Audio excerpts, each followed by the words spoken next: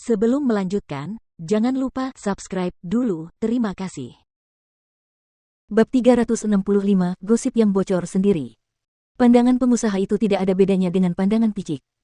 Seperti pepatah lama, orang miskin tidak pernah menang melawan orang kaya, dan orang kaya tidak pernah menang melawan pemerintah. Itu juga yang terjadi pada kita sekarang. Mengapa keluarga kami harus datang kepadamu? Aku tidak akan berusaha menjilat jika tidak ada yang bisa ditawarkan. Karena kau sudah bicara, pertunangan Seng Xiao dan Kiki akan dibatalkan. Nanti, keluarga kita akan memberitahu semua orang tentang itu, dan untuk kakak ketujuh, aku akan mengirim seseorang ke rumahmu dan menyampaikan ketulusan kami. Sen tua, kau yang melepaskan tembakan pertama, itu artinya kau ingin membakar semua jembatan denganku. Aku setuju. Si tua Sen mengangkat alisnya ke arah si tua Seng, tidak menahan apapun dalam kata-katanya. Lupakan saja semua yang pernah kita bagi sebelumnya.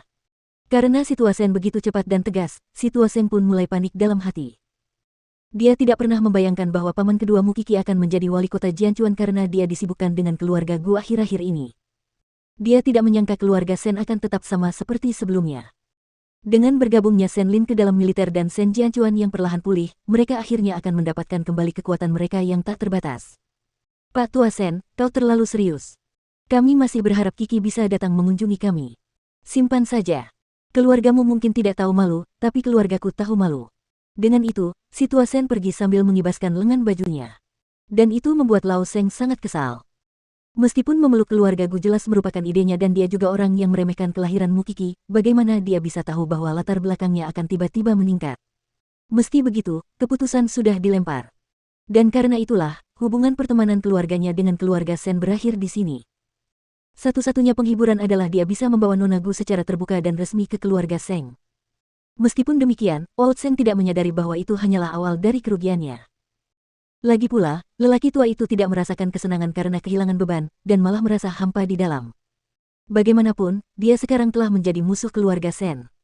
Jika keluarga Sen menyimpan beberapa cara yang dapat mereka gunakan untuk melawan keluarga Seng, lelaki tua itu tidak akan punya solusi untuk ditawarkan.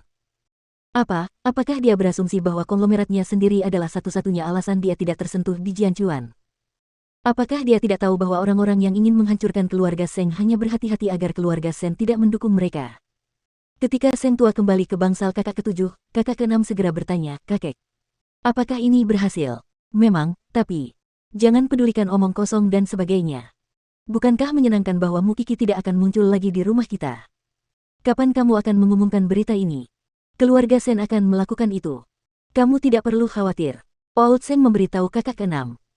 Sekalipun Seng Xiao telah mempersiapkan si tua Sen untuk masalah ini, lelaki tua itu sungguh geram karena si tua Seng akan memandang rendah Xiao Qi. Kalau saja bocah itu tidak punya pandangan jauh ke depan dan bisa membaca situasi dengan tepat, dia tidak akan berusaha mengganggu keluarga Seng dengan pertunangan mereka. Jujur saja, seberapa muda Xiao Qi dibandingkan dengannya? Dengan Seng Xiao yang hampir berusia 30, sungguh suatu kehilangan jika dipikirkan oleh si tua Sen sekarang. Tentu saja, Seng Xiao menyadari kekuatan karakter Old Sen, tetapi meskipun begitu, lelaki tua itu tidak akan senang setelah apa yang dia prediksi menjadi kenyataan. Itulah sebabnya dia berencana untuk tinggal bersama Mukiki di keluarga Sen selama 2 hari ini. Dan setelah menyelesaikan urusannya di Huangyao, Seng Xiao segera kembali memancing bersama Old Sen di kolam ikan. Aku sedang menelepon orang-orang yang akan menangani pembatalan pertunanganmu. Biar aku yang mengurusnya sendiri. Seng Xiao berkata cepat. Meskipun begitu, kakek tidak perlu merasa kesal. Keluarga Seng akan segera membayarnya. Siapa kakekmu di sini? Dengan paman kedua yang sekarang menjadi wali kota, mereka yang meremehkan keluarga Sen akan melihat kekuatanmu sekali lagi. Hanya orang bodoh yang akan menentangmu sekarang, bukankah begitu? Licik. Tetua Sen pun menilainya demikian. Aku melakukannya demi kesenanganmu, kakek. Meskipun keluargamu kembali berkuasa, jumlahmu masih sedikit, belum lagi paman dan bibi kedua sudah tua sekarang. Kau masih membutuhkan kami, anak-anak muda, untuk menjadi produktif, bukan? Dan bahkan jika kamu membuat Kier terus mencari, apakah ada menantu yang lebih baik dariku? Cat wajahmu dengan warna emas. Sekarang pergilah, kamu masih harus membatalkan janji.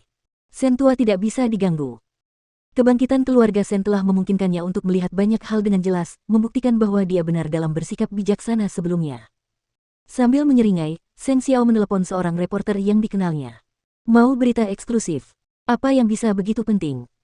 Putra mahkota Huangyao telah membatalkan pertunangannya dengan Mukiki, cucu perempuan keluarga Sen, karena para tetua keluarga Seng membenci latar belakangnya. Apakah berita itu dapat dipercaya? Keluarga Seng akan mengalahkanmu jika kau tidak melapor. Seng Xiao merenung.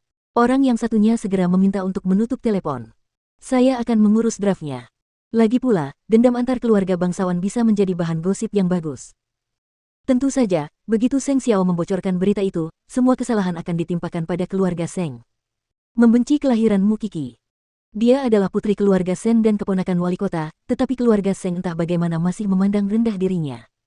Apakah mereka ingin menikahi seorang permaisuri?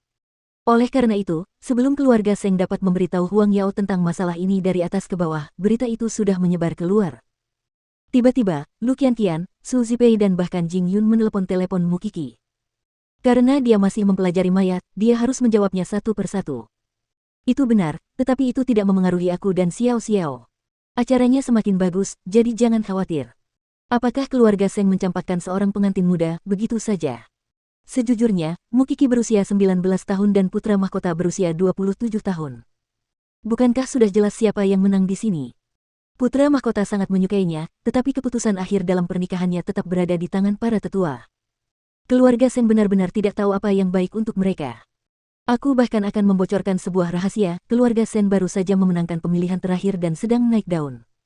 Namun, keluarga Seng meremehkan mereka. Apapun yang terjadi, pernikahan mereka telah dibatalkan secara resmi. Nah, banyak pria dan wanita muda kini punya kesempatan lagi.